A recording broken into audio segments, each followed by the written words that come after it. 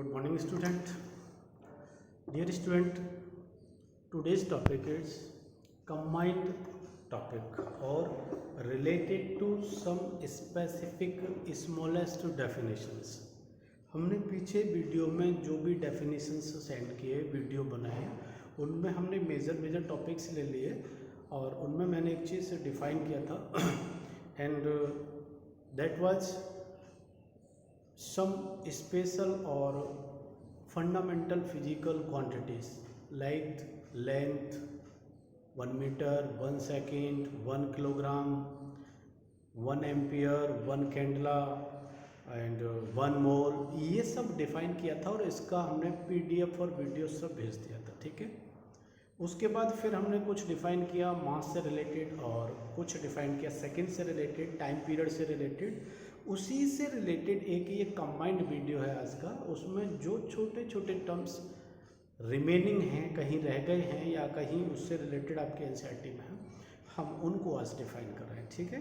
तो उसी में से मैं एक लेता हूँ related to the length, related to the length, और वो टॉपिक का नाम है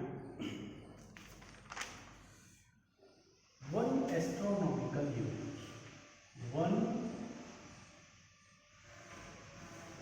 astronomical unit.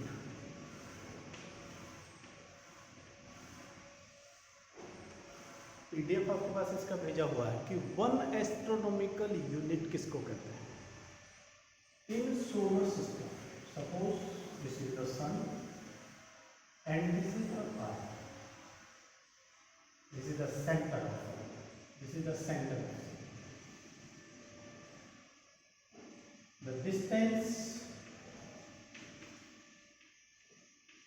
between center of earth and sun is called astronomical unit या AU से लिखते हैं इसको. ठीक है. One astronomical unit is the distance between the centre of earth and centre of sun. Is it clear. और ये average distance होता है 1.496 10 पावर 11. कितना होता है 1.496 इंटू 10 पावर 11 मीटर. ध्यान रखना है. और physical quantities right in the unit of SI standard और SI सिस्टम. 1 AM और 1 astronomical unit equal to 1.5496 into 10 power 11 metre. Clear. तो ये हमारे पास में छोटा सा डेफिनेशन था कि सन और अर्थ के बीच के डिस्टेंस को क्या कहेंगे, और उसे कहते हैं one astronomical unit. Is it clear. समझ में आ गया होगा और मैंने PDF में भी ये चीज़ भेज रखा है आपके पास में. अब दूसरा आता है, इससे रिलेटेड है one light year. One light year basic explanation by the topic. Light year कह रहा है. Light year means the distance which travelled by light in 1 year by the speed of 3 × 10⁸ metre per second. That is क्या कहेंगे the distance travelled by light in 1 year by speed 3 × 10⁸ metre per second. एक second में इतना metre चलता है तो एक साल में कितना चलेगा. तो 1 light year equal to 3 × 10⁸ metre in 1 second. अब 1 ईयर में कितने सेकेंड होंगे.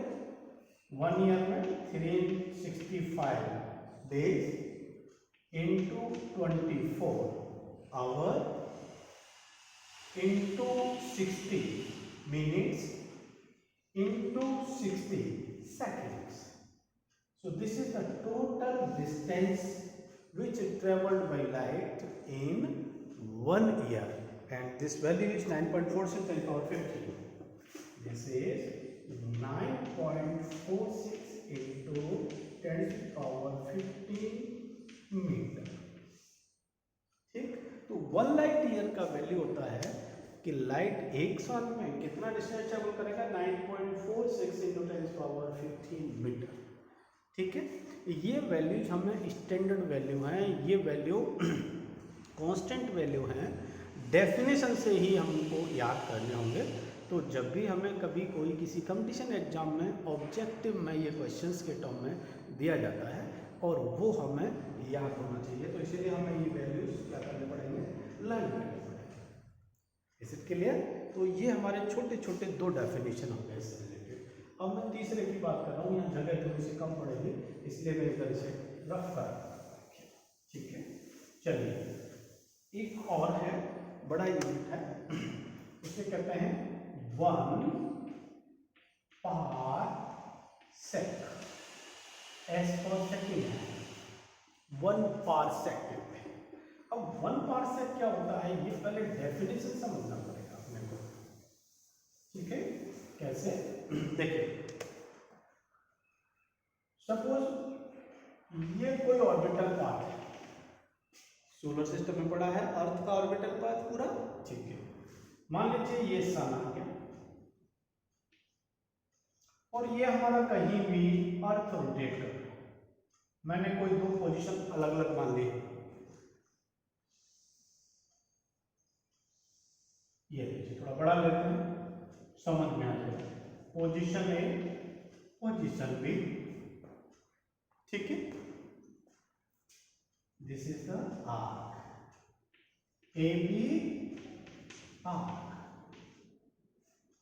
एक वीडियो में पहले हमने शुरुआत में जब सेकंड चैप्टर स्टार्ट हुआ था तो हमने एक रिलेशंस पढ़ा था एंगल्स का, और उसको मैं आपको रिमाइंड कर रहा हूँ. तो ये पढ़ा था कि 1 डिग्री इक्वल टू 60 मिनट्स होता है और 1.47 इंटू 10 पावर -2 रेडियन.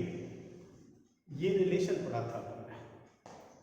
फिर एक और इससे आगे था कि 1 मिनट इक्वल टू 60 सेकेंड, और 1 मिनट कितना होता है, 2.9 इंटू 10 पावर -4 रेडियन. ये 8-9 है, मैंने 9 लिख दिया. 2.9 10 power 4 radian. 1 minute equal to 60 second.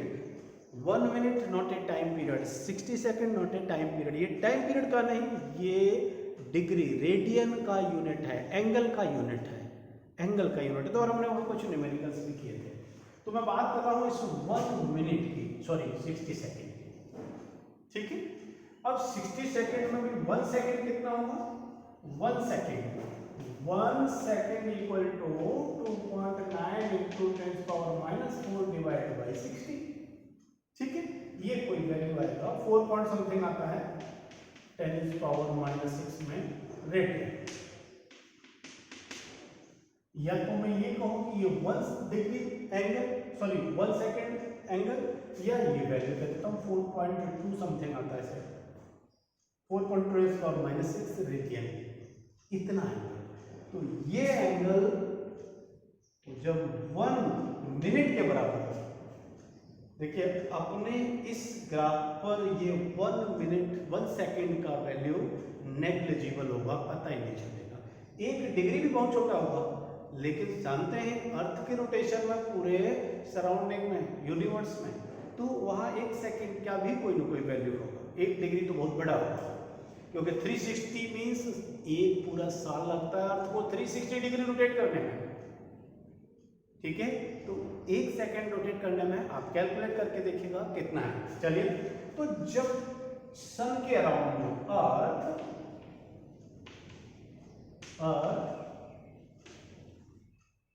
1 second के बराबर, 1 सेकेंड रोटेट करता है। और 1 सेकेंड रोटेशन में ये ए बी का वैल्यू, इसे कहेंगे 1 एस्ट्रोनॉमिकल यूनिट।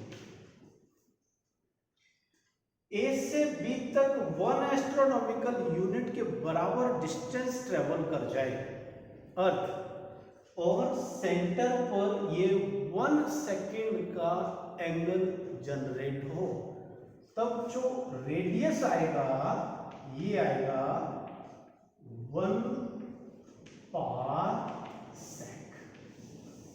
तो ये रेडियस अर्थ का सन के अराउंड में फिक्स नहीं होता, लॉन्ग डिस्टेंस पर भी होगा, शॉर्ट आएगा, धीरे धीरे कभी पास आएगा, फिर दूर जाएगा, ठीक है। तो जो वेरिएशन ऑफ रेडियस है, उस वेरिएशन ऑफ रेडियस में वो रेडियस जिस पर 1 सेकेंड का एंगल रोटेट हो और उस रोटेशन में एक पॉइंट से दूसरे पॉइंट तक अर्थ 1 एस्ट्रोनॉमिकल यूनिट के बराबर डिस्टेंस ट्रेवल करे, उससे हम क्या कहेंगे 1 पारसेक कहेंगे, ठीक है। और ये कितना था 1.5 × 10⁻11, इतना डिस्टेंस ट्रेवल कर लेता है, क्योंकि इसमें पूरे साल में बहुत सारा डिस्टेंस ट्रेवल करता होगा। तो इस पर्टिकुलर डिस्टेंस को ट्रेवल करने में अगर 1 सेकेंड का एंगल यहाँ क्रिएट हो, तो ये जब उस टाइम का एवरेज रेडियस 1 पारसेक होगा। Is it clear? तो इस तरह से हम इसको वैल्यू को फाइंड करेंगे, और ये हमारे पास में कांस्टेंट वैल्यू है 3.1 × 10⁻60। कितना है 1 पारसेक? 1 parsec 3.1 × 10⁻16 metre. ध्यान रखना है यूनिट हमेशा मीटर में ही होगा। Is it clear? ठीक है। तो इस तरह से हमने छोटे छोटे 3 डेफिनेशन किए, यानी ये हमारे पास में ऑलरेडी मैंने पीडीएफ में आपको डेफिनेशन भेजा है, उसका एक्सप्लेनेशन भेजा है, ये अपना वीडियो के टर्म में हो गया, ठीक है। अब मैं आगे की थोड़ी सी बात करता हूँ, डिस्टेंस से रिलेटेड बात करता हूँ कि मेजरमेंट ऑफ डिस्टेंस के अलग अलग मेथड और हैं। ये तो स्टैंडर्ड डेफिनेशन है। तो जो मेजरमेंट स्केल है, मेजरमेंट मेथड कह सकते हो या scale,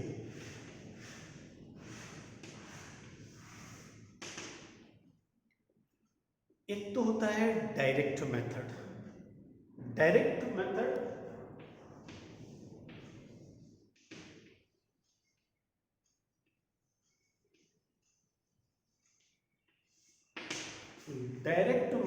means length can write or length can measure by the help of instrument। किसी भी इंस्ट्रूमेंट की हेल्प से हम उस डिस्टेंस को मेजर कर रहे हैं। For example scale, inches, centimetre. There are 10 divisions in each centimetre. तो one division has the value of 1 millimetre. कितना? 1 मिलीमीटर। तो 1 मिलीमीटर यानी 1 millimetre, this is the smallest measurement of scale. 1 millimetre smallest value, जिसे least count भी कहते हैं। Least count आगे काम आएगा, इसे लीस्ट काउंट पे कहते हैं। यानी किसी भी इंस्ट्रूमेंट का छोटे से छोटा मेजरमेंट जो उस इंस्ट्रूमेंट से हम डिटरमाइन कर सकते हैं, ऑब्जर्व कर सकते हैं, मेजर कर सकते हैं, that is the least count. तो वो तो आ गया लीस्ट काउंट। तो स्केल से आ गया 1 मिलीमीटर। अब हमें 1 मिलीमीटर से भी छोटा ड्राइव करना है, तो इसके 1 मिलीमीटर के पार्ट को हम कितना छोटा काटेंगे? पॉसिबल नहीं है। तो उसके लिए यानी मेरे को पता करना है 0.1 मिलीमीटर। तो इसके लिए ये तो हमारे किससे आ गया भाई? स्केल। ये आएगा वर्नियर कैलिपर्स।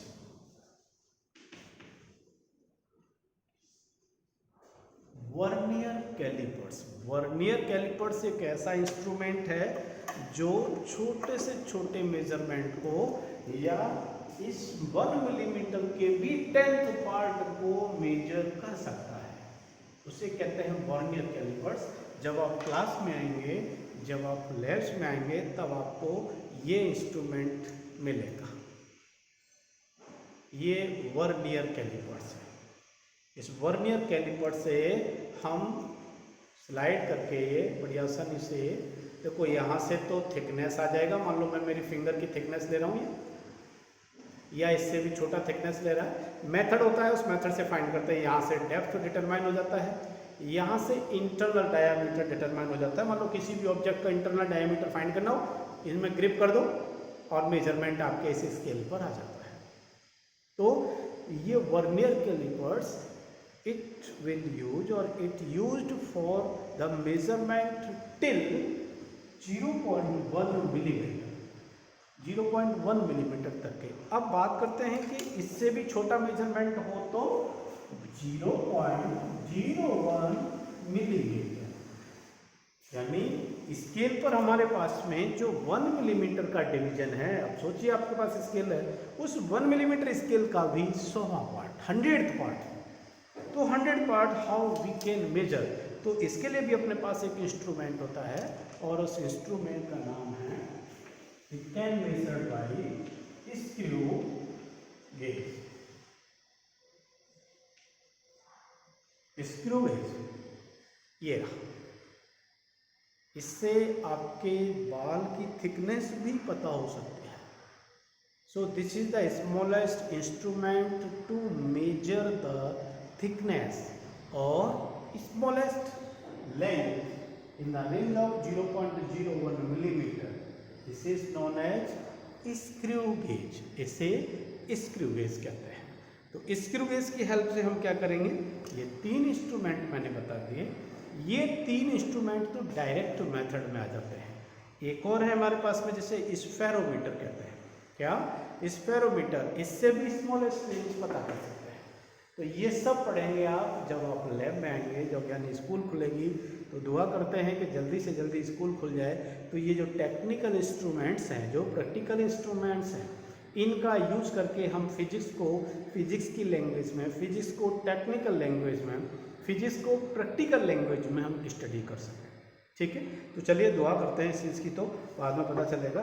ठीक है, तो ये चीज़ मैंने 3 इंस्ट्रूमेंट आपको बता दिए, तो डायरेक्ट मेथड है। मैंने एक पिछले वीडियो में, इस कल वाले से पहले का एक वीडियो था जिसमें एक फॉर्मूला आपको लिखाया था, उस समय मेरे पास नहीं था, time period of simple pendulum. मैंने कहा था ये कंबाइंड वीडियो है, time period of simple pendulum. ठीक है, simple pendulum T equal to 2 pi under root L/G और T square equal to 4 pi square L/G। तो G equal to 4 pi square L/T square. ये फॉर्मूला है। इस फॉर्मूले से हम सीकर में, भारतीय पब्लिक स्कूल में G का वैल्यू कितना है इस फॉर्मूले से पता करेंगे। तो हमें इसके लिए क्या चाहिए, एक तो लेंथ बताता हूं और एक टाइम पीरियड। ठीक है, तो हम उसके लिए क्या यूज करते हैं, सिंपल पेंडुलम। तो देखिए सिंपल पेंडुलम ये है, ये सिंपल पेंडुलम है, ये इसी सिस्टम में काम होता है। ये लेंथ ऑफ द स्ट्रिंग कहेंगे, ये लेंथ काम करती है, इसमें यूज आता है। और टी, अब कहेंगे सर टी कहाँ आएगा इसमें, तो ये टी टेंशन मत मान लेना, इस तागे में आ रखा है। टी होता है कि हम क्या करते हैं, जब इसका ऑब्जर्वेशन करते हैं, तो ऑब्जर्वेशन में हम, मैं और छोटा कर लेता हूँ, शायद नहीं दिख रहा हो, ये देखिए, शायद अब दिख रहा होगा सबको। हाँ, लेंथ ऑफ द स्ट्रिंग और ये साइड। अब यहाँ से जैसे 1 oscillation, 2 oscillation, 3 oscillation, 4 oscillation, 5 oscillation, 6 oscillation and so. इसी तरह से इसको चलने देते हैं और इसके ऑसिलेशंस काउंट करते रहते हैं। सपोज हमने क्या किया, एवरेज 20 ऑसिलेशन का टाइम पीरियड सेट कर दिया, घड़ी से चेक किया, सपोज ये लिया एक्सट्रीम पोजीशन छोड़ दिया ऐसे, और 10 ऑसिलेशन का या 20 ऑसिलेशन का टाइम ले रहे हैं, तो धीरे धीरे धीरे धीरे धीरे इसके ऑसिलेशन कम होंगे और एक टाइम आएगा कि अपनी मेन पोजीशन में आ जाएगा। तो इस पर जी एक्सेलरेशन लगा हुआ जिसकी वजह से ये अर्थ की तरफ, जिसकी वजह से ये मेन पोजीशन में आ गया, एक्सट्रीम पोजीशन, ठीक है। तो उस 10 सेकेंड में, सॉरी सपोज 10 ऑसिलेशन का टाइम आया हमारे पास में 8 सेकेंड, कितना 8 सेकेंड, तो ये इसकी जगह आ जाएगा। तो इस तरह से फॉर्मूला लगा के इसके फिजिकल मेजरमेंट लेके हम जी का वैल्यू यानी acceleration due to gravity find कर सकते हैं। ये मैंने कल करा दिया था आपको, डायमेंशनल फॉर्मूले में कराया था कि डायमेंशंस कैसे जनरेट करते हैं, तो वहाँ जिक्र हुआ था सिंपल पेंडुलम का। तो ये भी आपके प्रैक्टिकल के, मतलब आपके सिलेबस में प्रैक्टिकल में है कि हम सिक्कर में यानी अपने लैब में जी का वैल्यू कैसे डिफाइन करेंगे, कैसे फाइंड करेंगे, उसके लिए हमारे पास है, ठीक है। तो इस तरह से हमने क्या किया, छोटे छोटे डेफिनेशन को कंबाइन करके एक वीडियो दिया है, ठीक है। आगे फिर मैं नया वीडियो आगे करता हूँ, देखता हूँ कुछ टॉपिक और बचे होंगे उनको, तब तक के लिए धन्यवाद।